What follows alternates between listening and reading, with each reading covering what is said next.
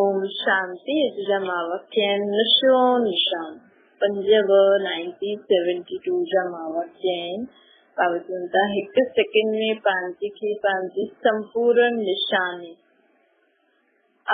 नशे में स्थित कर सकता है। संपूर्ण निशानो शाय मेरी भी बाबती नंबर निशाना सामूहिक निराकारीपन निर्विकारीपन तबावसंता की संपूर्ण निशानो शाउंदो निखी जानदा है जदी संपूर्ण निशानी ते सुखी वेंदा से तन नशो ता रहंदो कि निराकारी दुनिया में निर्विकारीपन निर्विकारी रूप में रहने भी साकारी दुनिया में समझो निर्विकारी रूप देवी देवता रूप अगर निशाने ते बुद्धि न टिक दिया तो नशो भी न रहेंगे। निशाने ते स्थित थियण वारे जी निशानी छा हूंदी वो नशे में हो त अहिड़ो नशो सुधारे कि मां केर आहियां, मां निराकार आत्मा परम धाम निवासी मां सतयुग जी देव आत्मा पूज्य आत्मा परम पूज्य आत्मा इष्ट देव अष्ट रतन आत्मा अहिड़ो निशानो सदा असांजी बुद्धि में रहणो खपे तॾहिं असांखे छा चढ़ंदो नशो चढ़ंदो। त बाबा चवनि था कि बुद्धि अहिड़े निशाने ते टिकदी त नशो चढ़ंदो त अहिड़ो नशो सदा रहंदो आहे। जो स्वयं नशे में रहंदा आहिनि वो ॿियनि खे बि नशे में टिकाए सघंदा आहिनि। जीअं कोई हद जो नशो पींदो आहे त हुनजी चलन सां हुनजे नैन चैन सां कोई बि ॼाणे वठंदो आहे कि न नशो पीतो अथई मतिलबु नशे में आहे। त उहो ई असांखे ॾिसे केॾा सारा बाबा नशा चढ़ाईंदो कि मां आत्मा आहियां, मां आत्मा परम पिता परमात्मा जो ॿार आहियां, मां आत्मा हाणे भगवान खे ॼाणदी आहियां, मां आत्मा स्वर्गवासी आत्मा आहियां। एॾा सारा ॿिया बि बाबा केॾी सारी ॻाल्हियूं ॿुधाई अथई। मां हाणे बाबा जो ॿार आहियां, बाबा जे कार्य में मददगार मतिलबु हुननि जो एम्प्लॉय आहे। कोई वॾी कंपनी जो में जॉब कंदो आहे त हुनखे केॾो नशो रहंदो। असां एॾी वॾी डिग्री था प्राप्त कयूं, माण्हू वॾी डिग्री प्राप्त कंदा आहिनि त केॾो नशो चढ़ंदो। केॾे वॾे खानदान जा ॿार हूंदा आहिनि त नशो चढ़ंदो न। ईअं असां नशो चढ़ायूं कि मां परम पिता परमात्मा जो डायरेक्ट ॿार आहियां त केतिरो नशो चढ़णो खपे। त असांजी जेका असांखे अगरि नशो चढ़ियल हूंदो त असांजी चलन ऐं नैन चैन सां पतो लॻी वेंदो। हिन प्रकार जीअं बाबा चई न दुनियावी माण्हू नशो कंदा आहिनि त हुननि जे नैन चैन सां पतो लॻंदो न। हिन प्रकार इहे जो सभिनि खां श्रेष्ठ नशो आहे हिनखे ईश्वरीय नशो चइबो आहे। हिन में रहण वारा बि परे खां ॾेखारण मिली परे खां ई उहा अवस्था एतिरी महसूस कंदा। ॿिया माण्हू परे खां ई महसूस कंदा कि कोई ईश्वरीय लग्न में रहण वारी आत्मा आहे। परे खां ई माण्हू छा महसूस कंदा कि ये कोई ईश्वरीय लग्न में मग्न रहण वारी आत्मा आहे। ईअं पंहिंजे खे महसूस कंदा आहे, कॾहिं अनुभव कयो अथव खुद में। जीअं तव्हां काथे बि वेंदा आहियो ईंदा आहियो त माण्हू ॾिसण सां ई सम्झी वेंदा आहिनि ये कोई प्रभु जी प्यारी न्यारी आहे। ईअं असां द्वारा कीअं अनुभव कयो आहे अहिड़ो अनुभव कंदा आहिनि। भक्ति मार्ग में बि अहिड़ी आत्मायूं हूंदियूं आहिनि न त सॼो ॾींहुं भॻवान में लॻी आहे, भक्ति में ई लॻल हूंदी आहे। त उहो मुख सां चईंदा आहिनि, मुख सां बार बार चईंदा आहिनि, ॾेखारींदा आहिनि, पूजा कंदा आहिनि, व्रत जप तप कंदा आहिनि। लेकिन असांजो आत्मा जो असांजो रूहानी आहे। हाणे बि ॾिसो व्रत रखनि था न, रोटी नथा खाइनि, गीत था ॻाइनि, जप तप था करनि, लेकिन असां आत्माउनि जो व्रत सदा ई हुजणो खपे। असां आत्माऊं सदा ई बाप जी याद में रहण वारी, बुराइनि खे छॾण वारी, व्रत रखण वारी आहिनि। बाबा सां गॾु हर कर्म करण जो तप करण वारी आत्मा। असांजे अंदर जो आत्मा जो आत्मा बुराइनि विकारनि खे छॾण जो व्रत रखे थी। आत्मा सदा बाप खे यादि करे करे हर कर्म करण जो तप करणो आहे न असांखे, खुद खे आत्मा समझी करे। त बाबा चए थो भक्ति मार्ग में भी अहिड़ी आत्माएं हूंदियूं आहिनि जे नैन सेंस सां प्रभु प्रेमी ॾेखारे ॾींदियूं। त अहिड़ी स्थिति हिन दुनिया में रहंदी हुई, अहिड़ी कारोबार में हलंदे हुए सम्झंदा आहियो कि इहा अवस्था असांजी हाणे आहे। खुद खे ई चेक करो। सॼो ॾींहुं असांखे आत्मिक स्थिति में सुठी करे बाबा सां गॾु जो अनुभव थींदो आहे, या सिर्फ लास्ट में दर्शन मुहूर्त जी स्टेज हूंदी? छा सम्झंदा आहियो? छा अंत ताईं साधारण रूप ई रहंदो? व इहा झलक चेहरे सां हाणे ॾेखारण वेंदी?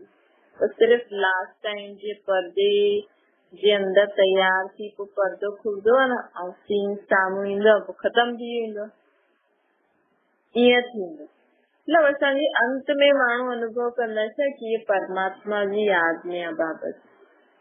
कुछ समय त झलक दिखायो न, बाबा चवनि था कुछ समय त झलक दिखायो न। कई ये समझदा आहिनि कि जहिड़ी लास्ट सेकेंड आत्माउनि जो निमित्त, कई ये समझदा आहिनि कि जॾहिं फर्स्ट सेकेंड ब्रह्मा बाबा ऐं मम्मा ये ॿई बि त गुप्त रहिया न, निमित्त ठहियल उहे बि साधारण गुप्त रूप में पंहिंजो साकार रूप जो पाठ समाप्त करे मम्मा बाबा हली विया। त असां छो झलक ॾेखारियूं? लेकिन बाबा चवनि था न, सन शोज फादर थींदो न, त सन शोज फादर शिव बाप ऐं ब्रह्मा मां खे शो करण वारी असां आत्मायूं हुजूं। त फादर के शो ॿार प्रैक्टिकल में लाइण सां ई कंदा। त शिव बाप ऐं ब्रह्मा मां ऐं जगदम्बा मम्मा जा बि वैसे त बाबा चईंदा शिव बाप ऐं ब्रह्मा मां ॾेखारण मिले असां द्वारा। हुननि जीअं शिव बाबा जी कर्म करे ॾेखारियूं, असां बि कर्म करूं। त बाबा चई इहा प्रैक्टिकल में असां ॿारनि द्वारा अनुभव थी। ओहो प्रभु जी पुकार जो आत्माउनि जी निकिरंदी, वो पश्चाताप जी लहर जो आत्माउनि में ईंदी, वो कॾहिं ईंदी, कीअं ईंदी? हाणे बि ॾिसो, कॾहिं कोई माण्हू केरु सुठो कर्म करे वठंदो आहे, केरु न कंदो आहे, हुनखे मौक़ो मिलियो लेकिन हुन न कयो, त पश्चाताप थींदो न, अरे मूंखे बि ईअं चांस मिलियो, मां छो न कयो? त बाबा चए थो ये ओहो प्रभु जी पुकार ऐं पश्चाताप जी लहर आत्माउनि में कॾहिं ईंदी? जे साकार में अनुभव ई न कयो, उन्हनि खे बि बाप जे परिचय सां असां बाबा जा ॿार आहियूं, इहा कॾहिं मञदा कि बरोबर बाप आया आहिनि, लेकिन असां कुझु बि न पायो, हिननि पाए छॾियो। ये कॾहिं अनुभव थींदो? साकार में शिव बाबा जो पाठ हलियो, अव्यक्त जो बाप दादा जो पाठ हलियो, त उहो बि माण्हुनि अनुभव न कयो। जे साकार न कयो, अव्यक्त कयो, त उहो पश्चाताप कंदा आहिनि कि साकार में अनुभव न कयो। हाणे त जीअं अव्यक्त में बि न कयो त उहो बि पश्चाताप कंदा हूंदा। जे ॿई न कया, अञा ताईं भॻवान खे नथा पहचाने सघनि, त उहो माण्हू कंहिंखे ॾिसी पश्चाताप कंदा, के द्वारा अनुभव कंदा? अरे हिननि खे त परमात्मा सिखाइण वारो। ये प्रैक्टिकल रूहानी झलक पृष्ठपन जी फलक चेहरे सां चलन सां ॾेखारण में असांजी रूहानी झलक और पृष्ठपन जी फलक चेहरे ऐं चलन सां असां द्वारा ॾेखारण मिली। पंहिंजे खे ऐं तव्हां निमित ठहियली आत्माउनि जी स्टेज खे ॾिसंदे हुए अनुभव करनि कि बाबा हिननि खे छा ठातो ऐं असां रहिजी वियासीं, तॾहिं त पोइ पश्चाताप कंदा न। हाणे बि आत्मायूं जो बाबा खां पूरो वक़्तु वठी करे हलनि थियूं, अॻियां हलनि थियूं, त उन्हनि खे ॾिसी करे माण्हू अञा ताईं कंदा हूंदा न, भई असां नथा करे सघूं। त अंत में जे बाबा खे पहचानियो ई न, ज्ञान वरितो ई न, वो आत्मायूं असांखे ॾिसी करे पश्चाताप कंदियूं न। अगर ये झलक न ॾिसम त छा सम्झूं, तो कुछ समझदा ही न। इन्हनि खे पतो ही न लगे कि असां में अगर कोई परिवर्तन न ॾिसदा, वो झलक पलक न ॾिसदा तो समझदा ही न। एतिरो समय ज्ञान त न वठदा जो नॉलेज सां वो पाण खे ॼाणे सघनि, लेकिन असांजी रूहानी झलक ऐं फरिश्तेपन जी फलक चहिरे ऐं चलन सां ॾेखारण में ॾींदी न, त उहो अनुभव कंदा कि असां में ऐं हिननि में फर्क़ु आहे। हिननि कुछ प्राप्त कयो आहे, लेकिन कंहिंखां प्राप्त कयो आहे, छा प्राप्त कयो आहे, जॾहिं वो ॼाणदा त चईंदा ओ प्रभु ऐं पश्चाताप कंदा। त प्रैक्टिकल चहिरे ऐं चलन सां उहो ॾेखारण में ॾियणो खपे। बेफिक्रपन, रूहानियत, खुशी, सुख, शांति, पवित्रता जी वाइब्रेशन। बाप जा त मां वाक्य आहिनि ई, मां ॿारनि जे अॻियां प्रत्यक्ष थींदो आहे, लेकिन विश्व जे अॻियां केरु प्रख्यात थींदो। बाबा भी कल परीहं चई न कि हिन समय शक्तियुनि जो आह्वान था करनि, बाप खे एतिरो यादि था कनि कि चओ निराकार रूप में शिव बाबा खे यादि करो, पुॼंदो ई न। हाँ, अलॻि अलॻि गुडे गुड़ियनि जा गणेश हनुमान शक्तियुनि जे रूप में ॾेई छॾो, उन्हनि खे सुठी रीति मञींदो। त बाबा चए थो प्रैक्टिकल में ॿारनि जो कर्तव्य आहे प्रख्यात थियण जो, बाप जो कर्तव्य आहे बैकबोन ठहिण जो। गुप्त रूप में मददगार ठहियल आहे न बाबा बि। हिन लाइ ईअं बि न कि जीअं माता पिता जो गुप्त पाठ हलियो उअं ई अंत ताईं गुप्त वातावरण रहंदो। मम्मा बाबा जो गुप्त पुरुषार्थ, गुप्त हुननि सभु कुछ प्राप्त कयो न, त बाबा चए थो ईअं न कि जीअं हुननि पतो लॻे साकार में शिव बाबा आया, कीअं हुननि ज्ञान ॾिनो, असां त हाणे ॿुधूं था पढ़ूं था, लेकिन उन्हनि जो केॾो गुप्त, केतिरो दुनिया में बि एतिरो फैलियल न हुयो, त गुप्त रीति सां सभु कुछ कयनि न। लेकिन बाबा चए थो जीअं मम्मा बाबा जो पाठ हलियो हीअं तव्हांजो न हलंदो। जय जयकार शक्तियुनि जी ॻाल्हि आहे, ऐं उहो प्रभु जी पुकार बाप जे लाइ ॻाल्हि आहे। त बाप खे यादि कंदा, असांखे ॾिसंदा, त शक्तियुनि जी जय जयकार थींदी, लेकिन बाप असां शक्तियुनि द्वारा प्रत्यक्ष थींदा। बाबा असां शक्तियुनि द्वारा पूरी दुनिया में प्रत्यक्ष थींदा। असां माण्हू आपस में भी हिक ॿिए खे अनुभव कंदा हूंदा आहिनि न, जॾहिं विशेष अटेंशन पंहिंजे निशाने ऐं नशे जो रहंदो आहे, त भले केतिरो बि वॾो संगठन में वेठा हुजो, त बि सभिनि खे विशेष कुछ न कुछ ज़रूर हिक ॿिए मां अनुभव थींदो।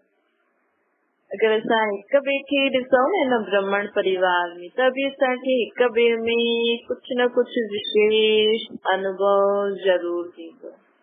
त जॾहिं असां में रूहानियत जी झलक, फरिश्तेपन जी फलक चहिरे ऐं चलन सां माण्हुनि खे अनुभव थींदी, त हुननि खे बि खुद खे ॾिसी त कुछ अलॻि लॻंदो न, महसूस कंदा। त बाबा चवनि था कि हाणे बि अगर असां बि हिक ॿिए खे ॾिसूं त कुछ न कुछ महसूस कंदासीं। समय यादि में ॾाढो सुठो वेठासीं, हिन आत्मा योग कराई, हिन आत्मा क्लास कराई है, हिन ई चई त हिन में विशेषता जो नज़र ईंदी। सभिनि हाणे जो साधारण अटेंशन आहे वो बदली करे नेचुरल विशेष अटेंशन थी वञे। हिक ॿिए खे बि, तॾहिं त बाबा चई न हिक ॿिए खे बि विशेषता सां, अगर विशेषता सां ॾिसंदासीं न त असांखे हिक ॿिए में भी कुछ न कुछ विशेषता नज़र ईंदी, ऐं उन विशेषता खे अटेंशन में रखंदासीं, ऐं चहिरे सां झलक फलक उहो ई हुनमें ॾेखारण में ईंदी आहे। ॾिसो माण्हुनि में केतिरी बुराई हूंदी आहे, लेकिन अगरि असांखे हुननि जी बुराई जे बारे में पतो ई न हुजे, हुननि जी विशेषता जे बारे में पतो हुजे, त असां हुनखे हुन रीति ॾिसंदा आहियूं। पोइ अगरि टियों माण्हू ॿुधाए कि फलानो अहिड़ो आहे, फलानो अहिड़ो आहे, त असांजी दृष्टि परिवर्तन थींदी। अगरि असांखे हुनजे अवगुणनि सां कोई मतिलबु न आहे त असां हमेशह ई हुनखे हुन दृष्टि सां ॾिसंदासीं, पोइ हुन माण्हू जो असां सां व्यवहार सुठो हूंदो, ॿिए सां भले कहिड़ो कहिड़ो हुजे, छो जो ॿियो हुनखे हुन अवगुण सां ॾिसंदो आहे, असां हुनखे विशेषता सां ॾिसंदा आहियूं। त इहे विशेषता ॾिसण सां आत्मा हिक ॿिए जे नज़दीक ईंदी आहे। त सिर्फ़ स्मृति खे शक्तिशाली ठाहिणो, जिसमें कि बाबा छा था चवनि कि असांखे सदा पंहिंजी बुद्धि में निशानो, मां केरु आहियां, कंहिंजी आहियां, हाणे मां छा थियण वारी आहियां। त जॾहिं बुद्धि में इहो निशानो फिक्स हूंदो त नशो चढ़ंदो, ऐं असां हिक ॿिए खे अगरि विशेषताउनि सां ॾिसंदासीं त उहा असां में ऐं ॿियनि में बि उहा झलक ऐं फलक नज़र ईंदी। त माण्हू अनुभव कंदा कि असां छा न प्राप्त कयो आहे, ऐं हिननि जो प्राप्त कयो आहे उहो कंहिंखां प्राप्त कयो आहे। ओम शांति। बाबा खे यादि करो।